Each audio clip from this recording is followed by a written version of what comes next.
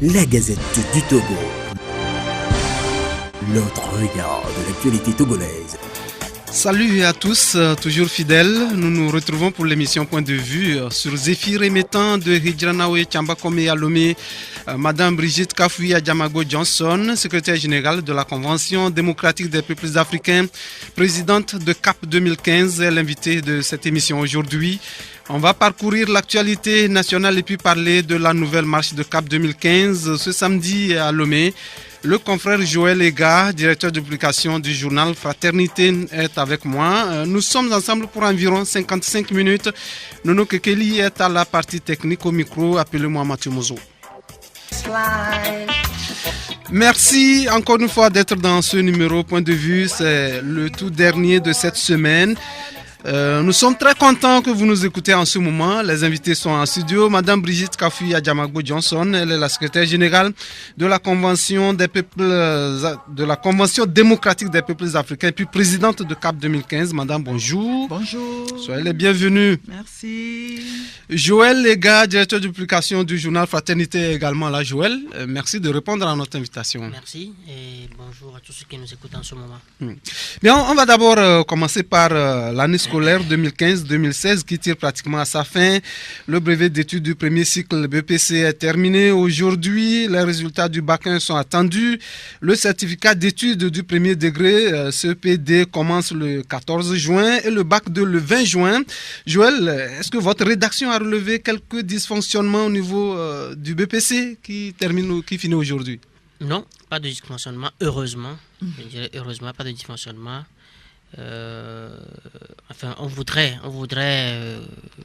en déduire que les laisser aller, le laxisme qui a marqué le bac 1 a été sérieusement circonscrit et que les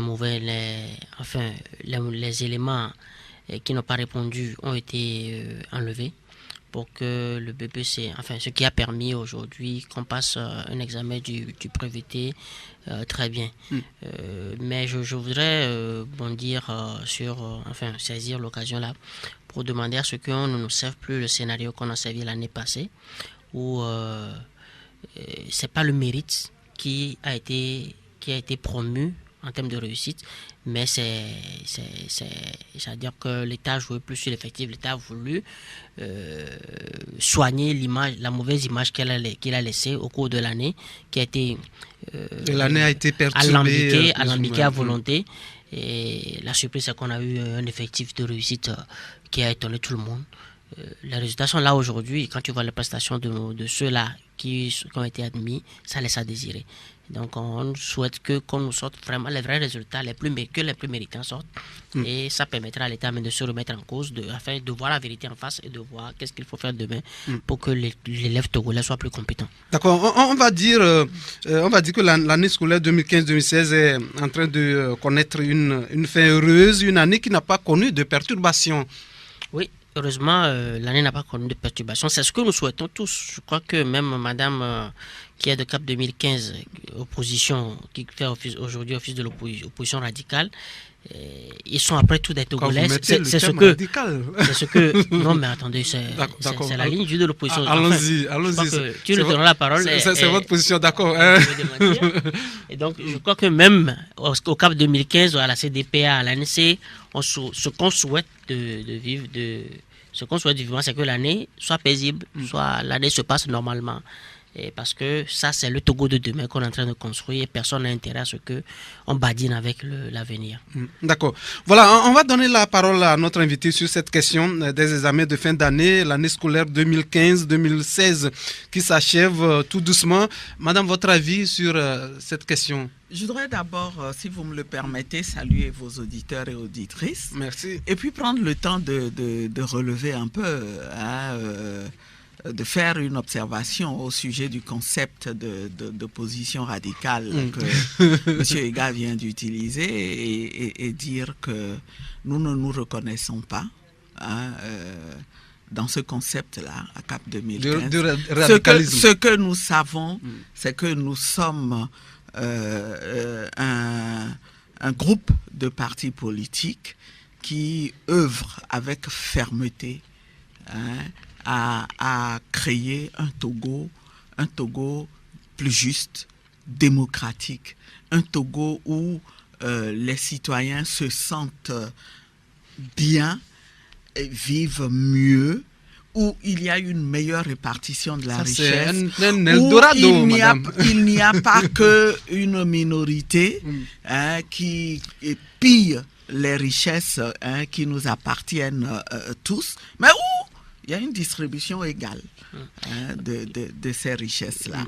Alors, nous resterons sur cette ligne-là et nous sommes convaincus que nous arriverons à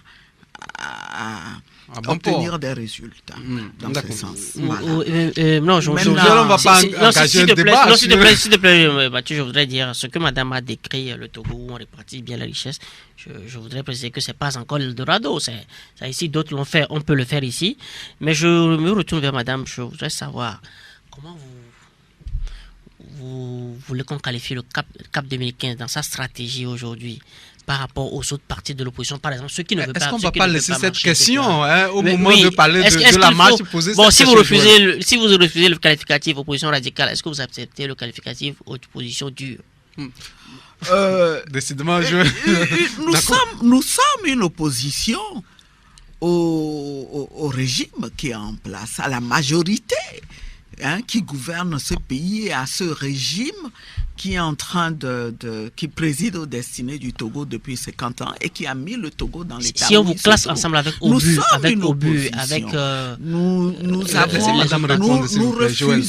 nous refusons d'être enfermés dans une catégorie et nous ne voulons pas qu'on nous taxe d'opposition radicale qui a une connotation négative lorsque nous avons opposition dure, le sentiment de faire notre devoir, d'accomplir notre devoir et de l'accomplir avec fermeté, de l'accomplir de la manière qui nous permettent d'obtenir des résultats. D'accord. Voilà, c'est juste une mise au point que je voulais faire.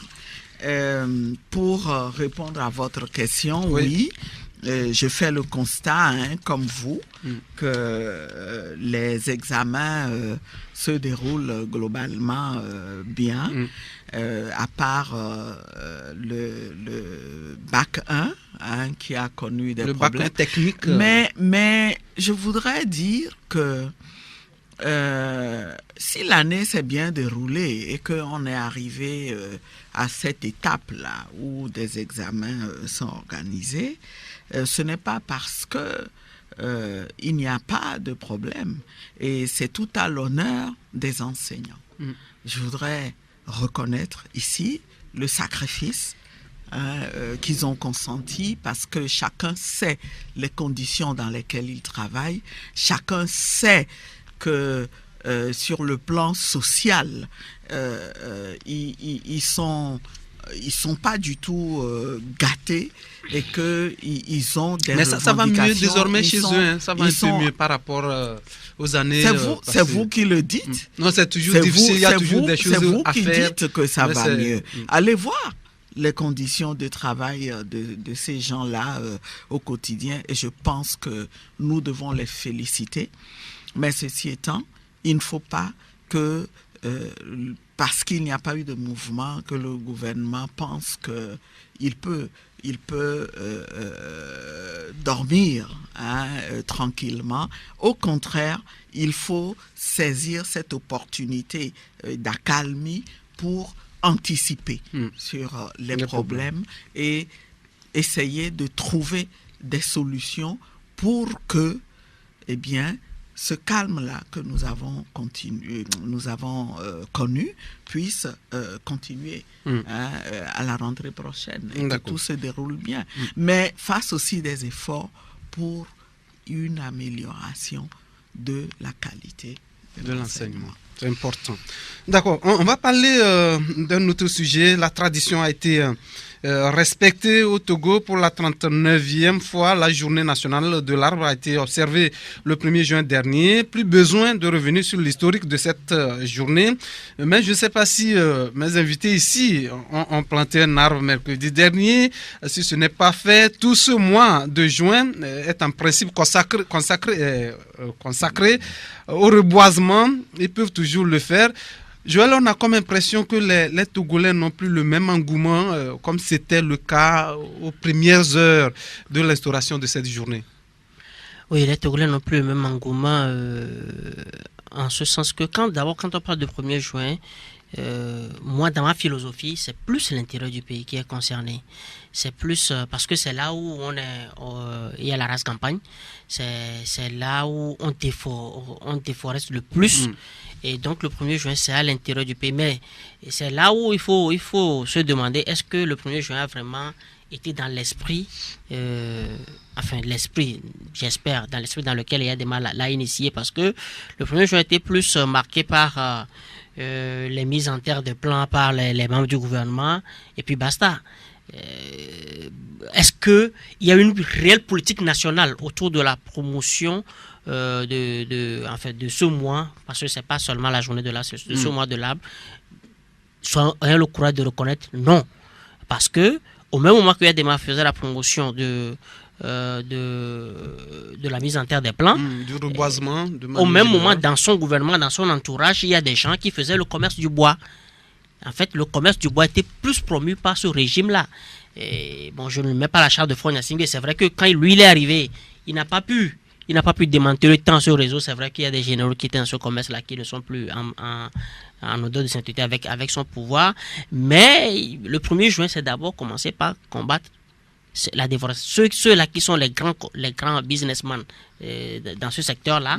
Et vraiment promouvoir la fête, cette journée, ce mois-là, à l'intérieur du pays où on déforeste le plus. Je dis également, quand on parle du 1er juin, quand le Togo se dit promoteur de la lutte contre la déforestation, quelles sont les décisions politiques qui sont prises? La fois dernière, on a diminué le prix du carburant, mais on n'a pas diminué le prix du gaz butane. Qui participe à la limitation de la déforestation. Vous allez aujourd'hui, quand vous franchissez, vous sortez déjà de Kanté, à Mango, etc. C'est le désert. Et c'est dans ce milieu-là. Le désert qui frappe déjà non seulement vous voyez le désert, mais c'est dans ce milieu-là qu'on expose le plus. Tout le long de la route, c'est là où vous voyez le plus de sacs de charbon de bois.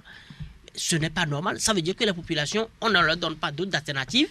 Mais quand ils se tournent, les subventions pour les agriculteurs, ça n'existe pas. Donc quand ils tournent à gauche, à droite, ils reviennent vers la bataille des arbres. Donc, il n'y a pas, normalement, ça doit s'inscrire dans une politique générale qui fait qu'il faut décourager ceux-là qui vivent du commerce du charbon de bois. Ces grands commerçants de bois, il faut également les contrôler. Il ne faut pas que les Indiens viennent glisser quelques sous à nos amis, à nos autorités, et qu'ils commencent pas à aller déforester nos forêts. Mais il faut vraiment une réelle politique de promotion. C'est en cela, j'ai toujours, je l'avais dit la semaine dernière, que aujourd'hui on doit parler du ministère de l'Environnement, mais il faut parler du ministère de l'Écologie.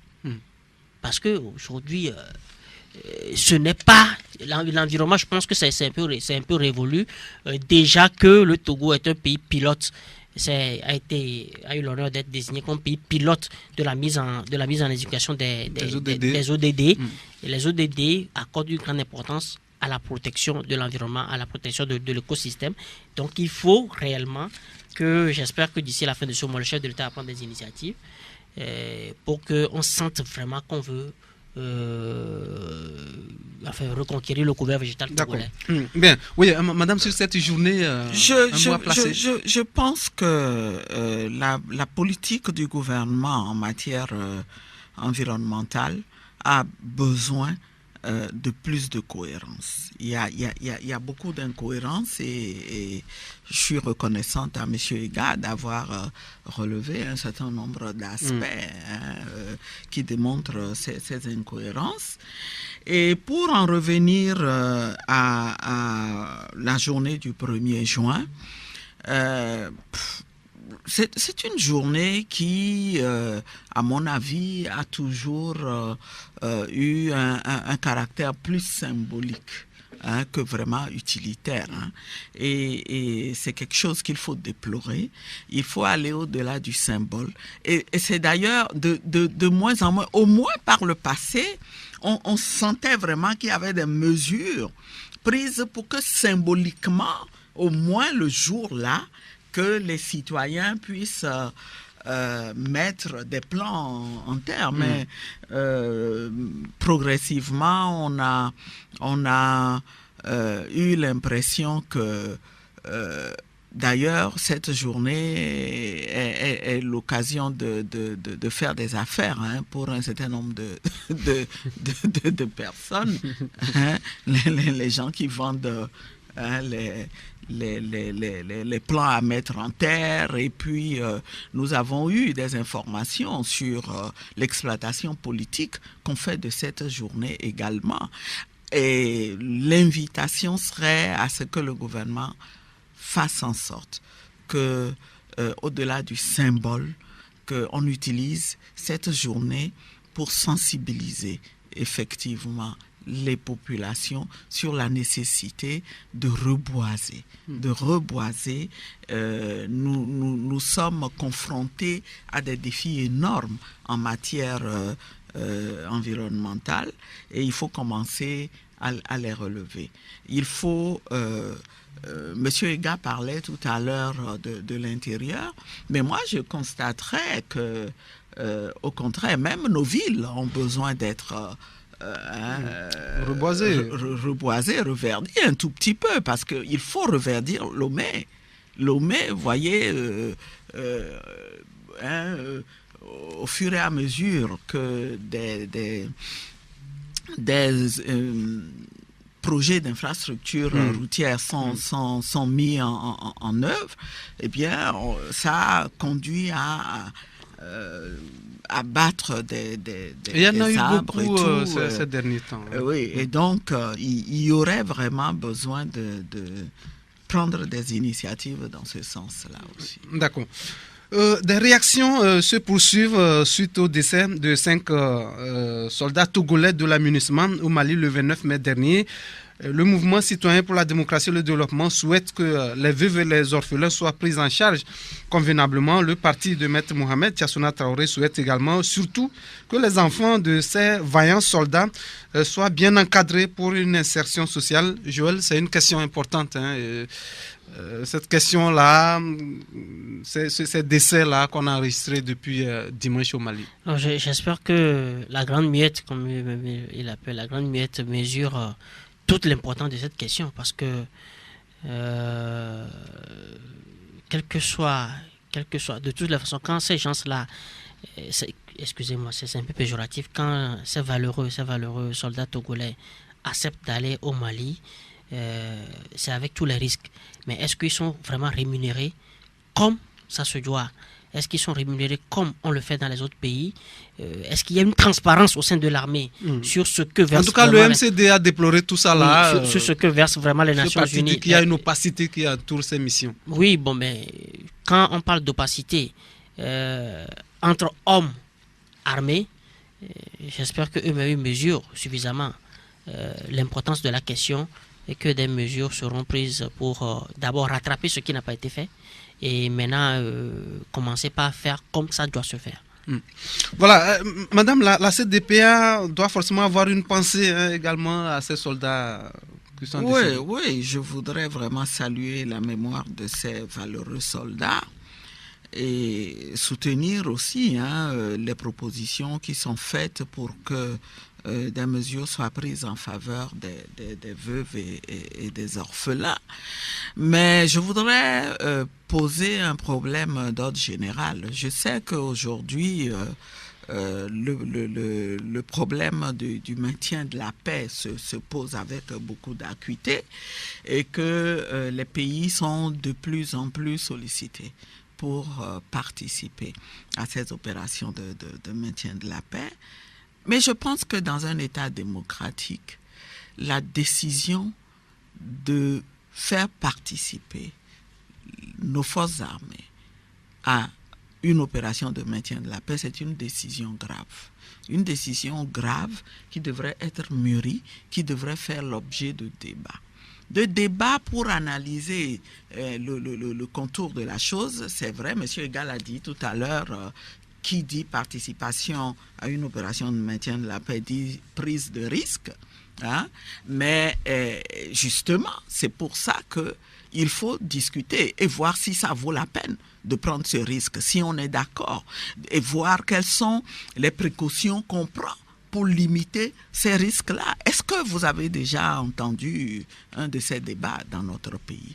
Je constate que nous nous sommes lancés dans cette activité un peu beaucoup plus pour polir l'image du Togo, hein, pendant qu'on refuse de régler les problèmes. De toute la façon, on doit aider aussi les autres pour demain, si nous sommes menacés, qu'on nous aide aussi. Ah ben vous aidez les autres pendant que vous créez une situation qui pourrait vous-même, demain, vous amener à être en situation de devoir être aidé. Il faut à la fois aider les autres et balayer devant chez soi. Hein, mettre sa propre maison en ordre. Ah oui, c'est important. Voilà. Bien, on va maintenant donner la parole, Joël, à madame. Je sais que vous devez avoir beaucoup de questions à lui poser. Madame, on va parler un peu de votre parti avant de parler évidemment de CAP 2015, notamment parler de ce programme de contribution à l'enracinement de la démocratie et l'organisation d'élections locales, démocratiques et paisibles au Togo au cours d'un séminaire que vous avez organisé en avril dernier. Où en êtes-vous avec ce programme? Eh bien, c'est un programme qui se poursuit et d'ici un mois ou plus tard, nous aborderons une deuxième étape. Après le lancement que nous avons eu à faire, des experts ont planché pour produire des outils qui seront des outils de formation de nos militants, mais aussi des outils de support de l'action d'éducation populaire et de sensibilisation que nous aurons à mener. Donc ces outils sont fin prêts, sont à l'imprimerie et je pense que d'ici un mois ou plus tard, on formera la première vague de formateurs qui, dans le mois qui va suivre, un mois aussi après leur formation, vont essaimer dans les différentes préfectures ce qu'ils ont reçu ce qu'ils ont déjà reçu comme formation en direction d'un certain nombre de militants, encore une fois, et cela nous donnera une masse critique de gens formés pour aller maintenant vers les populations, diffuser les messages, organiser des débats, faire en sorte qu'il y ait une conscience plus forte de la citoyenneté chez les populations et de la démocratie, mais aussi faire en sorte que les populations soient plus aptes à apporter leur contribution au combat que nous menons pour que le Togo se transforme en pays véritablement démocratique. Nous, et que de manière spécifique maintenant, les populations puissent participer davantage au processus de décentralisation. Justement, j'allais vous poser cette question si vous y pensiez, notamment la décentralisation et les élections locales qui arrivent. Parce que le constat, tout le monde réclame les élections locales, tout le monde parle de décentralisation, mais lorsque vous allez à la base, les populations maîtrisent très peu ces questions. Absolument, et c'est une carence du gouvernement. Une carence du gouvernement parce que les partis politiques ce genre d'action devrait être mené avec les ressources dont le gouvernement dispose. Parce que c'est des actions à grande échelle. Les partis politiques prendront leurs responsabilités, mais cela n'exclut pas que le gouvernement, qui est le principal responsable de cette action de conscientisation, d'éducation des populations, assume sa part de responsabilité. Surtout si c'est lui qui dispose des ressources publiques. Voilà. Et je rappelle que le comité que le gouvernement lui-même a mis en place a proposé dans cette feuille de route-là qu'il y ait cette phase-là où les populations soient approchées, éduquées, sensibilisées, qu'on les écoute même, on prenne leur avis sur la façon dont le processus devrait être conduit. J'ai une question. Sur l'initiative que vous êtes en train de déployer sur le terrain, former les gens à plus de citoyenneté, est-ce que les partenaires, pas les partenaires de la CDPA, est-ce que, parce qu'on sait que les partenaires de les PTF, les partenaires techniques financiers du Togo, ont réclamé chacun à son tour l'organisation des locales. Est-ce que les partenaires vous accompagnent dans ce que vous... Écoutez, vous savez qu'un parti politique a habituellement du mal à trouver des partenaires qui l'accompagnent, et surtout quand il s'agit de partenaires du pays, ce qu'ils craignent, c'est d'être taxés, d'être des partisans. Et donc, par contre, ce qu'on peut conseiller, et là vous avez raison de poser le problème, quand ces partenaires demandent la décentralisation, pour être conséquent, il faut normalement qu'ils acceptent de mettre à la disposition de la société civile, par exemple, des moyens adéquats pour faire ce travail-là, d'éducation et de sensibilisation des populations. Et on ne sent pas encore qu'ils sont vraiment engagés dans ce sens.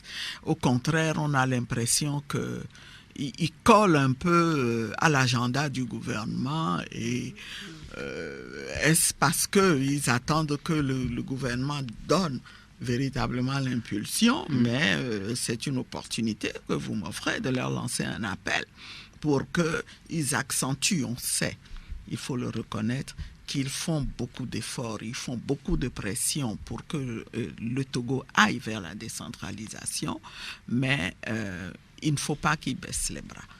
D'accord. Brigitte Kafouya Diamago-Johnson, secrétaire générale de la CDPA, présidente de CAP 2015, et puis Joël Ega, directeur de publication du journal Fraternité, sont avec moi dans ce studio.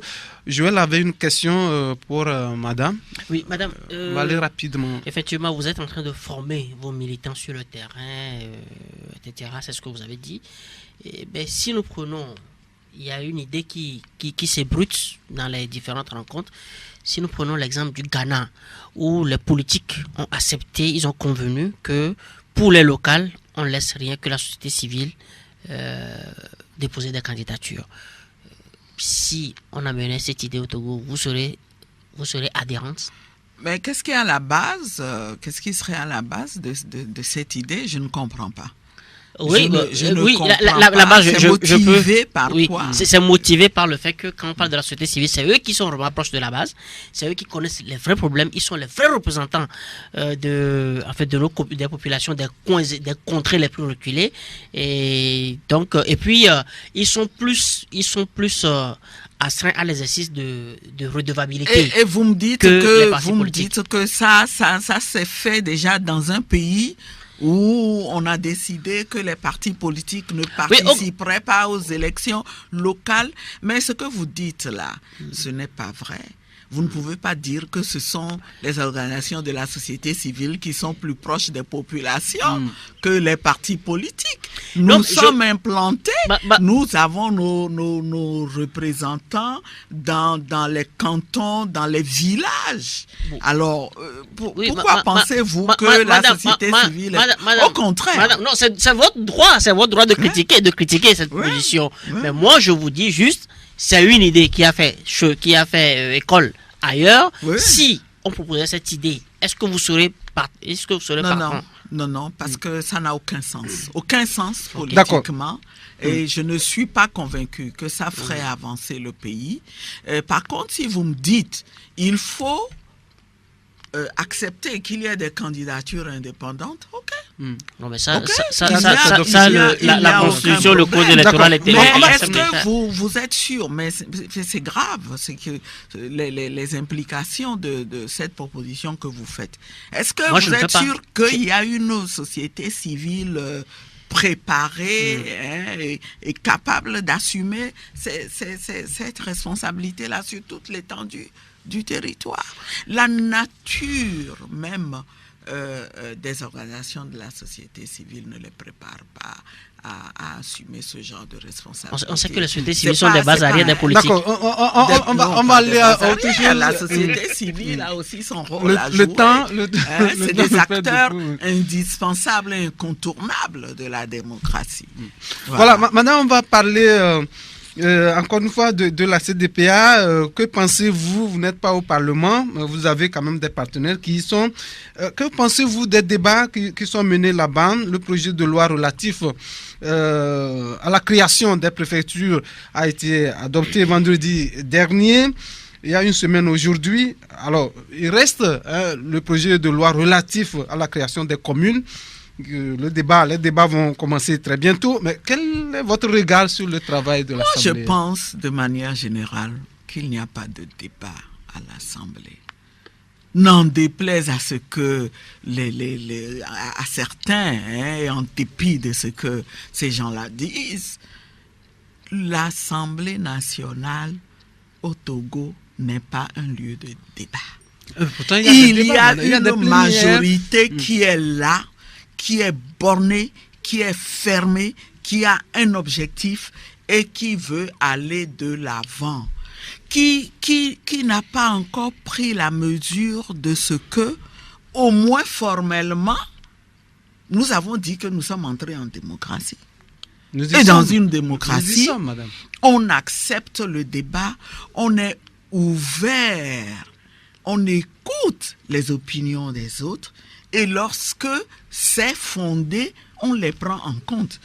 À moins qu'on ne me dise qu'au Togo, ici, l'opposition parlementaire ne dit rien de bon. Il y a des débats. Que l'opposition parlementaire dit. Mais vous avez déjà vu un cas concernant un projet de loi où on vous dit que l'opposition a réussi à modifier sensiblement, de manière substantielle, le contenu d'un projet proposé par le gouvernement. C'est ça le problème du Togo. Oui, mais faites des propositions. Vous avez une partie de la classe politique ou des gens qui incarnent cette partie de la classe politique qui sont coincés. Ils sont sur une autre planète. Ils n'arrivent pas encore à comprendre que une certaine ère est révolue. Non, mais tout évolue. Je crois que... Quand je vois dans ce journal-là que Monsieur Egal le dit très bien, il fait bien de le souligner dans Fraternité, qu'il y a un véritable retour des classiques. Ça veut dire quoi? C'est-à-dire des gens qui sont restés sur un schéma archaïque de gestion des affaires de la cité. Je pense qu'il faut dire les choses par leur nom. Ou est-ce que vous avez vu dans une assemblée, on veut faire un débat sur un sujet aussi crucial que celui-là et on a peur, on est frileux. On ne veut pas laisser les populations, les citoyens venir suivre les débats. Ce n'est pas interdit, je crois. On veut même interdire aux journalistes, vos confrères, toute la difficulté qu'ils ont eue la dernière fois avant d'être acceptés.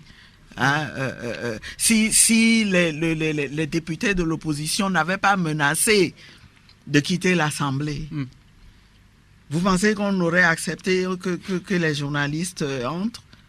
De toutes les façons, Hein? on Mais est c'est rentré, pas- on a c'est- fait le boulot, c'est c'est ça pas- qui est c'est important. pas- C'est pas normal. C'est ça le problème du Togo. On veut faire croire qu'on est en démocratie, mais on fonctionne. Madame, nous sommes en démocratie. réalité Peut-être que comme si bon, nous ça n'évolue pas comme on toujours veut, en mais dictature. nous sommes en Mais non. démocratie, madame. Mais non, c'est vous qui le dites. Il y a des indicateurs objectifs et je vous parle de certains de ces indicateurs. Je vous en ai parlé. Dites-moi, je vous ai posé des questions. Vous avez déjà vu l'opposition influencer sensiblement le contenu d'un projet de loi à l'Assemblée? C'est normal parce que Ce qu'ils vous disent, c'est l'opposition est minoritaire. causer toujours. Ah ben, pas parce que vous pensez que dans une démocratie, la majorité impose toujours sa volonté totalement. Mais c'est pas comme ça qu'on gouverne un pays. D'accord. Dans ce cas, ce n'est même pas la peine de faire des élections. Ceux qui veulent se maintenir au pouvoir... C'est le lieu aussi par de faire le force, travail ils n'ont sur qu'à le terrain, de faire le travail sur le terrain pour pouvoir aussi avoir un nombre important de députés au Parlement. Peut-être c'est l'occasion. Qu'est-ce que vous voulez dire? La réelle majorité dans ce pays, c'est l'opposition. Vous ne savez pas? Malheureusement, ce n'est pas le cas au Parlement. Vous donnez madame. l'impression que le problème se pose en termes d'une opposition qui ne ferait pas du travail sur le terrain. Vous pensez que la majorité qui est au pouvoir, elle est vraiment majorité? Vous ne savez pas comment elle est arrivée on à s'en tient au être résultat, majorité. Madame la Présidente, vous avez abordé un sujet très intéressant. La réelle majorité au Togo, c'est l'opposition. Absolument. Sur quelle base vous le dites, sur quelle base? Non, c'est ce que madame a affirmé. D'accord, c'est ce que madame a affirmé, allez-y. d'où ma question maintenant. Et je voudrais savoir, c'est vrai que dans l'esprit, quand vous faites le tour, les gens, ils sont aigris, les gens ne parlent pas, mais ils ruminent. Mais comment expliquez-nous, nous journalistes, comment se fait-il que, c'est vrai dans l'esprit de la majorité, c'est l'opposition, mais quand on demande aux Togolais d'aller voter, les gens votent unir. C'est une minorité qui vote unir. Monsieur Ega, vous n'avez pas compris que les résultats des élections n'ont jamais été des vrais résultats. On va pas mener ce débat. Quel mécanisme? Non, madame, mais C'est quel ça, mécanisme l'opposition n'est jamais arrivée à prouver que ces résultats sont fausses parce que les PV sont là. Les PV sont là, c'est des PV qui sont dans quel état? C'est des PV, les PV qui comportent plein d'anomalies. Comment vous pouvez passer l'éponge dans une véritable démocratie? Il suffit de très peu pour que quand on organise des élections, on les annule. Il suffit de très peu. Mais ici, en Afrique et au Togo en particulier, vous connaissez la célèbre formule. On reconnaît qu'il y a beaucoup d'irrégularités, mais on joue la diplomatie et qui ne sont pas de dit taille, que qui ne sont pas de taille à remettre en cause. Ces irrégularités ne sont pas de taille à remettre en cause. Bien, madame, on va parler maintenant de la marche 4 2015, le combat pour l'alternance politique. En 2015, ces militants de nouveau dans les rues de Lomé ce samedi. Avez-vous déjà fait le bilan de la marche du 21 mai dernier? Bien sûr. Non seulement nous en avons fait le bilan, mais nous avons posé des actes pour exploiter cette première marche. Quels sont les enseignements tirés après cette marche-là du 21 mai? Mais les enseignements tirés, pourquoi vous me posez cette question? Oui, les enseignements sont positifs. Les enseignements sont positifs. Les Togolais, après presque un an de manifestation, ont répondu nombreux à notre appel. D'ailleurs, beaucoup attendaient cette manifestation-là. Maintenant, nous en organisons encore une autre avec l'objectif de mobiliser davantage. Et après Lomé, nous irons à l'intérieur. Et pendant que nous mobilisons, nous avons dit, on ne fait pas que la marche, on utilise d'autres moyens. La preuve, eh bien, nous avons saisi les deux présidents du Ghana et de la Côte d'Ivoire qui sont venus ici nous dire, surtout le président de la Côte d'Ivoire, qui lui, il a fait le diagnostic qui était partagé par son collègue aussi du Ghana, que le problème du Togo, c'est qu'on refuse de faire les réformes, qu'on ne fait jamais les réformes. Et ils ont dit, D'ailleurs, comme s'ils en avaient marre de venir jouer tout le temps aux pompiers, après cette élection présidentielle, on va faire les réformes. Nous allons veiller à ce que le Togo fasse les réformes, sinon il y aura même des sanctions. Ah ben, c'est vite dit. Nous les avons saisis. On leur a dit. On a posé des actes. Ouais. Ils ont réagi, Bien sûr. pas encore. Hein. Est-ce qu'ils ont réagi je présume que peut-être c'est des Attendez. courriers que vous avez envoyés ou bien des édits, Attendez, ouais. vous ne voulez pas Allez-y. que je vienne dire D'accord. tout dans les D'accord, sujets d'accord, de- d'accord. Madame, ouais. Madame, Oui, Joël. l'objectif de la marche, est-ce pour faire plier le pouvoir à s'exécuter dans la réalisation des réformes, ou bien pour montrer à l'extérieur qu'il y a une désapprobation totale du pouvoir togolais qui ne veut pas faire Ben, les réforme? deux. Les deux, c'est les deux objectifs que nous poursuivons. Et ces deux objectifs sont liés. Ils sont liés parce qu'en démocratie, un pouvoir qui respecte son peuple, un pouvoir qui n'a pas de mépris pour son peuple, quand il voit que le peuple pose des actes du genre de ceux que nous avons posés la dernière fois, eh bien, ça lui donne à réfléchir. Et d'ailleurs, je sais, ceux qui disent non, ça ne fait plus rien au pouvoir, le pouvoir s'en fout, c'est faux. C'est faux, vous tombez dans le piège du pouvoir parce que nous savons qu'ils ont commencé à flipper. D'accord. Ils ont commencé parce qu'ils voient que notre détermination est intacte et nous allons leur montrer, nous allons aller crescendo. Nous voulons les réformes. Pourquoi est-ce que le Togo serait épargné? Regardez, même le Burkina, le pouvoir qui vient d'arriver, il n'y a pas longtemps, le Bénin, regardez. Tout le monde avance et nous, on fait du surplace et on croit ruser, flouer tout le monde en donnant l'impression que le Togo avance. Le Togo avance. Joël, encore une question. Madame, vous avez, au nom de CAP 2015, vous avez introduit un courrier à l'endroit des parlementaires pour que les réformes se fassent. Mais concrètement, est-ce que vous êtes prêt aujourd'hui à faire des propositions de réforme et à garantir, à unir, enfin, à mobiliser, unir, à voter pour ces réformes-là, puisque d'abord, il faut les voter au Parlement et ensuite les soumettre au référendum. Est-ce qu'aujourd'hui, vous avez pris l'initiative d'un texte qui propose des réformes sur Pourquoi voulez-vous que nous prenions l'initiative d'un texte qui propose des réformes s'il vous plaît, oui. puisque si vous marchez aujourd'hui, c'est parce qu'eux refusent de s'exécuter. Oui. Mais est-ce que vous avez quand même, les avez mis devant le fait que vous avez montré toute votre bonne volonté en prenant des initiatives de texte de réforme? Est-ce que vous avez une Monsieur prise Ega, dans la- voilà. Monsieur Ega, Allez-y, madame. dans le contexte du Togo, vous êtes togolais comme moi.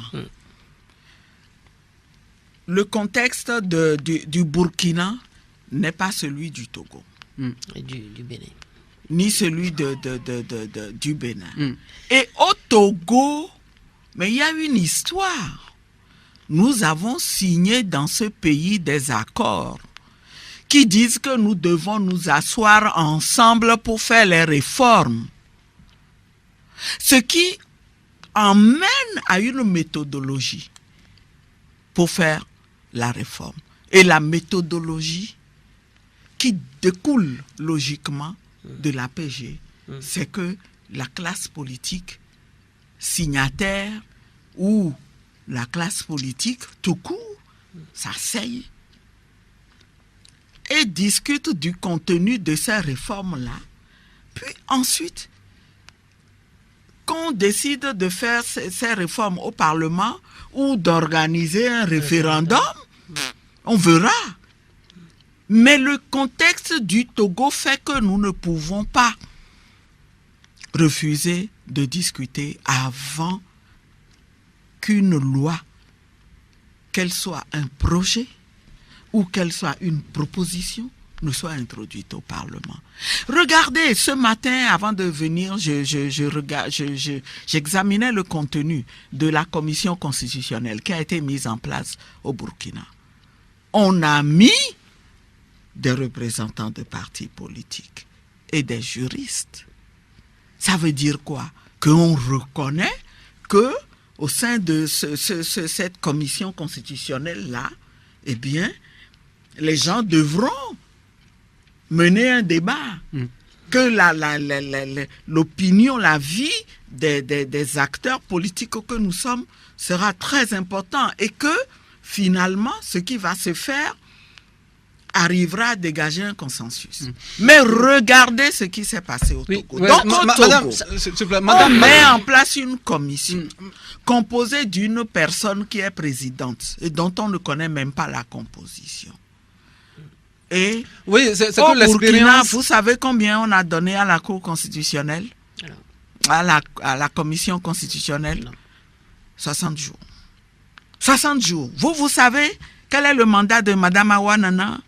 D'accord. Sur ce plan-là. Oui, vous voyez, madame, moi je vous fais toucher du doigt des d'accord, oui, mais permettez quand même qu'on vous rappelle aussi certaines choses, madame. Surtout, on a vu en temps des cadres qui ont été créés, mais d'autres ont refusé de collaborer avec d'autres personnes. Cette histoire serait peut-être déjà faite, madame. Donnez-moi un exemple. Il y a eu, oui. Donnez-moi un exemple. Il y a eu des CPDC où l'ANC, par exemple, a refusé de siéger avec d'autres partis. Oui. Mais après les CPDC, il n'y a pas eu d'autres initiatives. Est-ce qu'on n'a pas perdu le temps là-bas? Est-ce qu'il n'y a pas eu d'autres initiatives qui auraient permis de rattraper le temps perdu? Dites-moi. Et pourquoi ça n'a pas abouti? D'accord, on sait qu'il y a eu Togo Télécom 2, ça aussi c'est une autre histoire. Qu'on prenne toujours des prétextes pour faire ce qui est bon à faire pour le pays, pour refuser de faire ce qui est bon à faire pour d'accord. le pays. Madame, je voudrais Pourquoi pour et à jouer continuer. à ce jeu, vous donnez l'impression que vous, citoyens, cette situation-là dans laquelle nous nous trouvons fait du tort à tout le monde. À vous, à moi, à lui, à tout le monde. Tout le monde est d'accord, madame. Mais je voudrais savoir, peut-être rappeler encore une fois le contenu de vos revendications.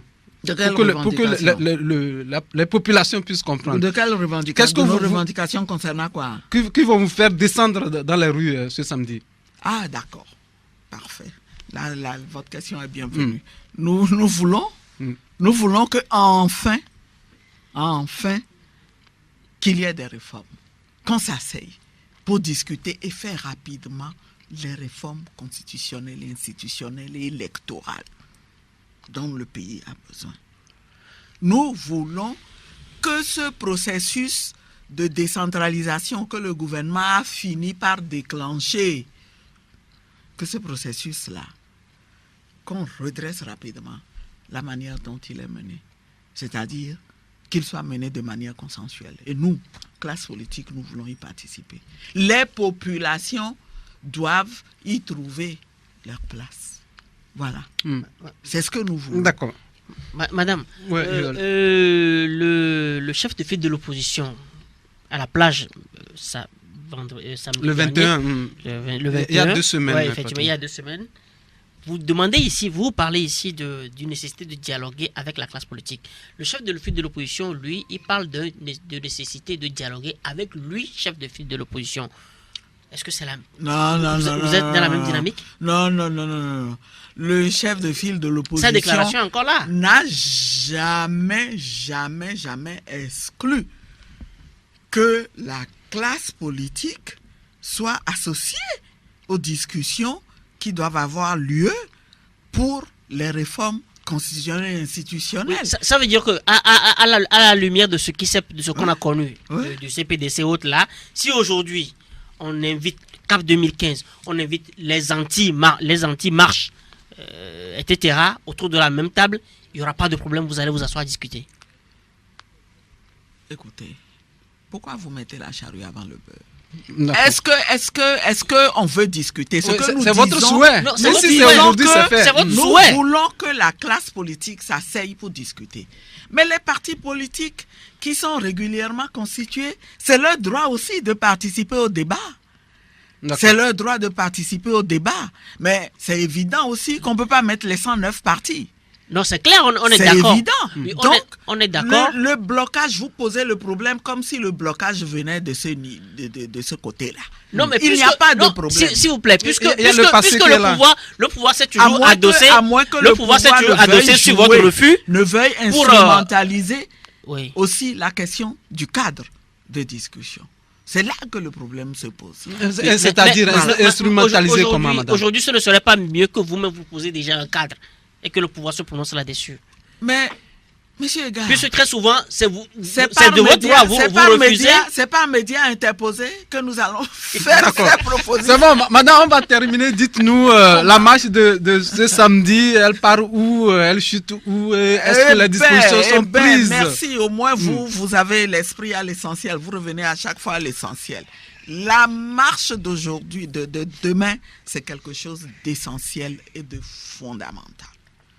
Je veux inviter nos concitoyens et nos concitoyennes que personne ne reste chez lui en se disant on va le faire mais ça ne servira à rien.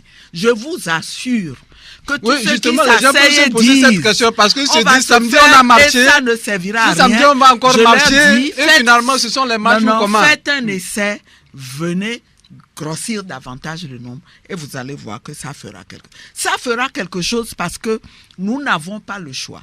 Nous n'avons pas le choix. Nous sommes souvent tentés de dire ce truc-là, ça fait longtemps que ça a commencé, on a beaucoup donné, ça suffit, on va s'occuper de notre quotidien. C'est une fuite en avant qui va nous revenir au visage un beau matin. Et c'est ce que les évêques ont essayé de nous rappeler.